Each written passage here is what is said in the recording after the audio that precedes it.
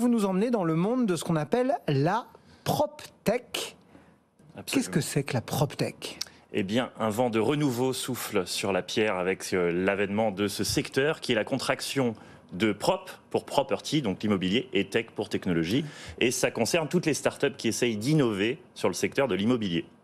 C'est un véritable laboratoire d'idées. Il y en a plus de 900 recensés en France qui offrent de nouveaux usages, qui répondent à de vrais besoins, qui évoluent en permanence et qui sont là pour disrupter, entre guillemets, le secteur. Alors, on peut faire un petit tour d'horizon, on a plein d'idées.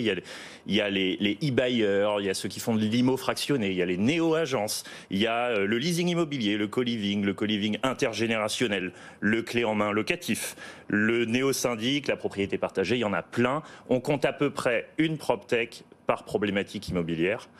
Et il y a beaucoup de problèmes vu qu'il y en a 900. Ceux qui n'ont pas la télé n'ont pas vu que vous vous étiez auto-désigné, comme quoi Mastéos fait partie de cette PropTech écosystème qui a en plus son salon. Qui a son salon, le Rent, qui reflète un peu l'émergence de ce secteur qui commence à être difficile à ignorer parce que le Rent, aujourd'hui, c'est 150 startups, quasiment 15 000 visiteurs. C'était 10 fois moins il y a 10 ans. Et le Rent, c'est la grande messe de la PropTech. Tout le monde se réunit, on échange, on communie tous ensemble. Il y a une diversification massive des sujets de digitalisation. Avant, c'était que la transac, la promotion. Maintenant, ça concerne les travaux, la gestion, l'assurance, etc.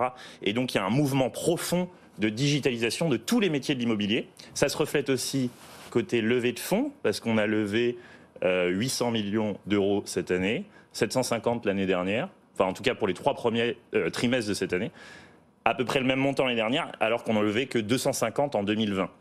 Voilà, on a levé le PIB des Seychelles en 2 ans. Bon, et justement, qui finance cette PropTech ? Comment elle se finance ? Ce sont des fonds venture capital, on les appelle les VC dans le milieu, donc des fonds qui mettent des capitaux dans les startups. Alors c'est soit des fonds français, soit étrangers, soit des fonds spécialisés, soit des fonds généralistes. Et pourquoi ils sont obligés de mettre de l'argent ? On peut se poser la question. Parce qu'en fait, ces startups de la PropTech, le plus souvent, elles opèrent à perte. Elles perdent de l'argent chaque mois parce qu'elles testent une nouvelle idée. Et donc, elles sont sous perfusion VC. C'est de vraies startups, quoi. Voilà, c'est le principe d'une startup. Ça profite souvent aux consommateurs parce qu'elles facturent en général un peu moins cher que les acteurs établis, mais elles dépendent de ces capitaux, de fonds VC. Ça se fait au cours de séries. On va les appeler le seed round, la série A, la série B, la série C. Problème, c'est que le marché VC s'est asséché avec la crise, bien sûr, brutalement. Avec un contexte macro qui n'aide pas parce qu'on a une remontée des taux, des niveaux d'apport, des contraintes réglementaires.